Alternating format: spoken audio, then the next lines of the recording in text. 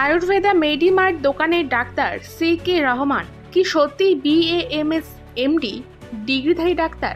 সন্দেহ রোগীর পরিবারের সদস্যদের। ফালাকাটা ধূপগুড়ি মোড় আয়ুর্বেদা মেডিমার্ট দোকানে ডাক্তার CK রহমানের বিরুদ্ধে অভিযোগ আসে। ডক্টর CK রহমান প্রকৃত অর্থে একজন ডাক্তার নন। অভিযোগকারী নিউজলাইন নেটওয়ার্কের কাছে লিখিতভাবে জানান, ডাক্তার CK রহমানের সব জায়গায় ডিগ্রি উল্লেখ করেছেন, কিন্তু কোনো জায়গায় রেজিস্ট্রেশন নাম্বার উল্লেখ করেননি। ভারতের কৃষকদের পেশাগত আচরণ ও নৈতিকতা নিয়ন্ত্রণকারী সর্বোচ্চ সংস্থা national commission for Indian system of মেডিসিনের নিয়ম অনুযায়ী নিবন্ধিত আয়ুর্বেদিক চিকিৎসকের প্রেসক্রিপশনে রেজিস্ট্রেশন নাম্বার উল্লেখ করা বাধ্যতামূলক।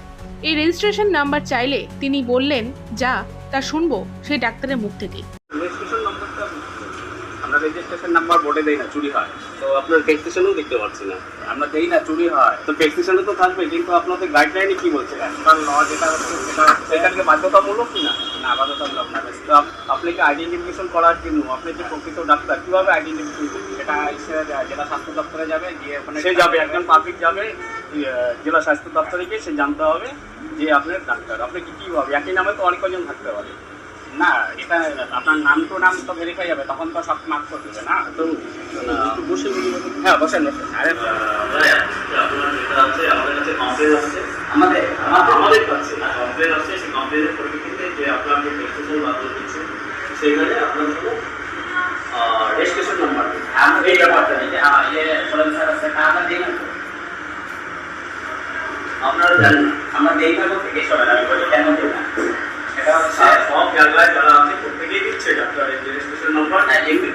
এমবিবিএস সাইকেল মানে আপনাদের আমরা তো এমবিবিএস না, আমরা তো বিএ। তো আপনাদের ক্ষেত্রে রেজিস্ট্রেশন নাম্বার বাধ্যতামূলক না। আমরা না না আমরা তো আইএস থেকে হলো তো রেজিস্ট্রেশন নাম্বার আছে, কিন্তু দিতে পারে না। দিতে হয় না। মানে আমি বলি কেন দিই না, সেটা হচ্ছে মনে করেন আমাদের প্রেসক্রিপশনে একটা আছে, এখন তো নাম জানেনি, মনে করেন আমার একটা নাম, সেই নামটাকে নিয়ে আপনার কোনো কবিরাজ বলতো, সেই কবিরাজ বলতো কি করলো, সেটাকে আমার রেজিস্ট্রেশন নাম্বার ব্যবহার করে আমার নামটাকে কপি করে তারপর তো প্রশাসনের ব্যবস্থা আপনারা নিতে, যদি কেউ আপনার নাম কেউ ব্যবহার করে। এবার আমার কথা শোনে, যদি মনে হয় যে আমাদের দরকার বন্ধ করে, যদি মনে হয় যে কারো লাগবে, সে আমাদেরকে বলতে পারে যেটা, সেটাই আমরা জানতে চাচ্ছি। আপনার রেজিস্ট্রেশন নাম্বারটা কি আছে সেটা যদি রেজিস্ট্রেশন নাম্বার তো এইভাবে আপনারা দিবেন না, সাংবাদিকদের কি না, এইভাবে তো দিব না, সেটা বললাম। কি করেন আপনি আমাদের কাছে চান? হ্যাঁ, আমরা আমি চাচ্ছি যে আপনার কাছে যে আপনার রেজিস্ট্রেশন নাম্বারটা আমরা ভেরিফাই করবো। হ্যাঁ, সেই জন্য যে যেহেতু কমপ্লেন আসছে, আজকে বিভিন্ন জায়গায় অনেক ডাক্তার বসছে যাদের কোনো বৈধ পেপার নেই। এর জন্য যেহেতু আমরাও যে অভিযোগ করেছে সেই অভিযোগের পরিপ্রেক্ষিতে এটাই জানতে চাচ্ছি যে আপনার নেক্সট ডেটে আসেন, আমি আপনাকে প্যাড বানাই, আমাদের প্যাড আছে যেটা আমরা রেজিস্ট্রেশন নাম্বারটা আপনার দিতে কোনো প্রবলেম আছে? রেজিস্ট্রেশন নাম্বার এখন আমার তো মুখস্থ করে নিয়ে এক নাম্বার দুই নাম্বার কথা, আমার প্যাড আছে রেজিস্ট্রেশন নাম্বার সহ। আপনি দেখতে পাচ্ছেন না, যদি প্যাটে আমরা দিচ্ছি এখানে নেই, কোচবিহার গুলো আছে, কোচবিহার আছে। যে দোকানটা করছেন তার জন্য যে আপনার কোনো লাইসেন্সের কোনো পেপার আচ্ছা লাগানো নেই না, এটা বাধ্যতামূলক না লাগানোটা? না না, এটা নতুন হয়েছে তো। হলেও তো আপনি ডাক্তারকে আগে তো আপনি হ্যাঁ হ্যাঁ, এটা নতুন তো, এখানে এখনো অনেক কিছু রেডি হয় না, অস্থায়ী তো না না, আপনার অস্থায়ী হলে পরেও যেমন আপনার ট্রাক লাইসেন্স দরকার হয় কি না হয়? না না না, আপনাদের দরকার হয় না। আপনাদের একটা টেক লাইসেন্স তো নিশ্চয়ই। হ্যাঁ তো এগুলো কিছুই করা হয়নি এখনো, নতুন না। টেক লাইসেন্স করেননি? আচ্ছা, আপনি টেক লাইসেন্স দোকান করছেন, টেক লাইসেন্স দিয়ে প্র্যাকটিস করছেন। মানে এটা ছিল নান্দনিক কালেকশন তো, ওখান থেকে আমরা নান্দনিক যাওয়ার পরে আমরা এখানে চলে আসি, তাই এটা 2 সপ্তাহ এখানে এখনো কিচ্ছু বসানো হয়নি। এই যে আমি দেখাচ্ছি আপনাকে, এটা করা আছে কিন্তু এখন ইচ্ছে করা হয়নি।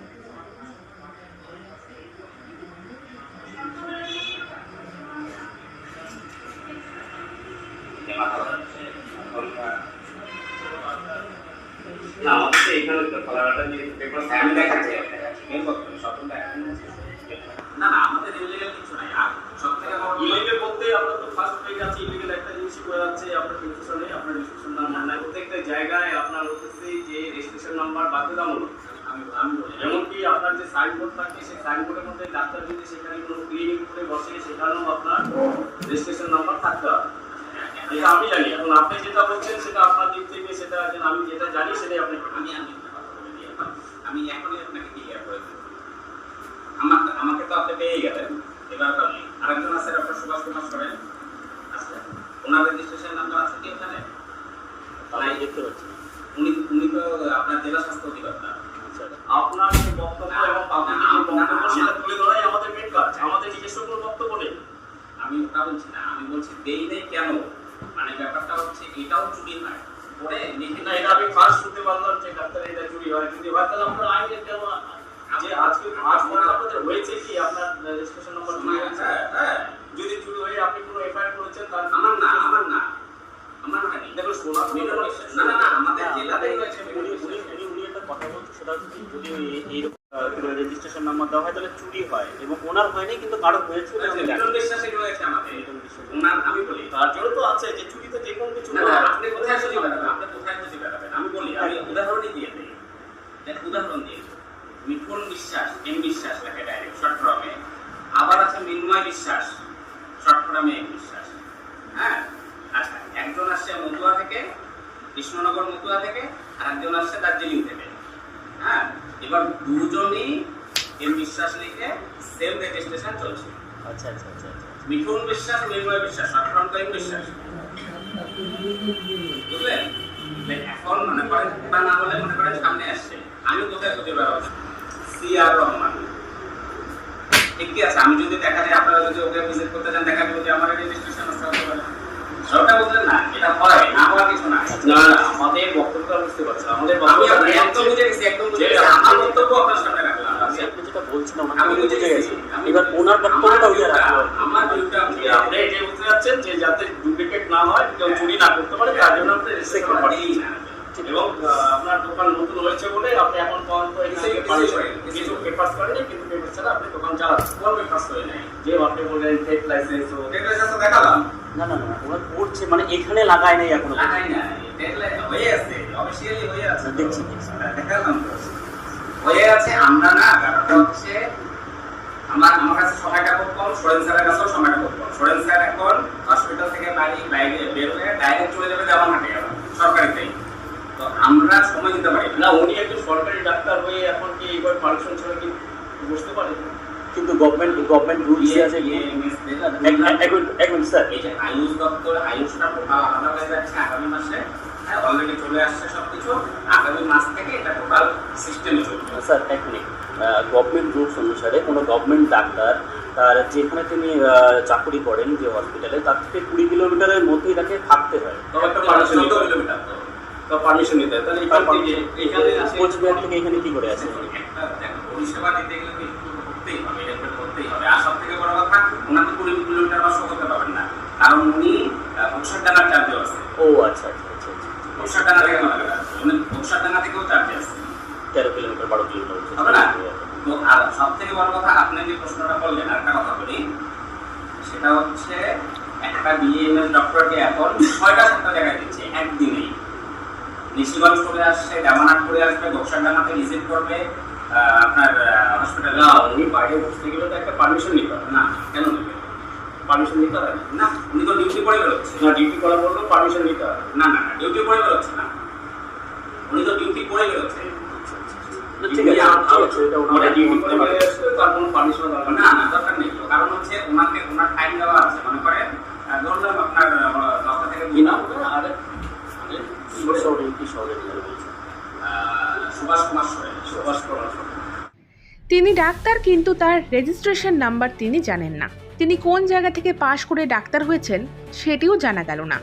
ডাক্তার সিআর রহমানের সাইনবোর্ড কিংবা সোশ্যাল মিডিয়ার প্রচারের কোনো জায়গায় তার রেজিস্ট্রেশন নাম্বার দেখা গেল না। তিনি শুধু উত্তরবঙ্গে নয়, আসামেও চিকিৎসা করে থাকেন। আসামে যে জায়গাগুলোতে তিনি চিকিৎসা করেন, দেখব তার বিজ্ঞাপন।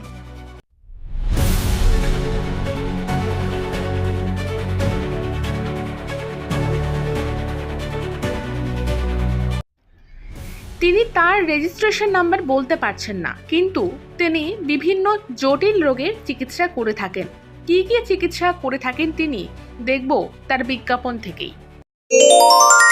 অত্যাধুনিক আয়ুর্বেদিক চিকিৎসায় অশ্ব বা পাইলস, কিডনি পাথর, প্রস্রাবের রাস্তায় পাথর, জরায়ু টিউমার, ব্রেস্ট সিস্ট বা টিউমার সার্জারি ছাড়া চিকিৎসায় সুস্থ হয়ে উঠুন।